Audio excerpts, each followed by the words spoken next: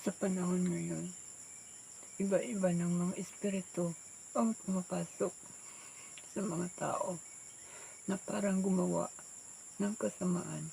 Panginoon, huwag mo po babayaan ang bawat isa. Dahil po, ikaw lang po ang makaligtas sa kanila. Panginoong Diyos,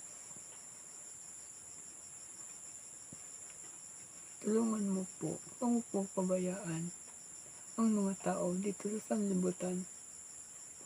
Ikaw lang po ang makakuha ng mga espiritu ng demonyo sa bawat tao. Dahil po, hindi na nila alam ang kanilang ginagawa.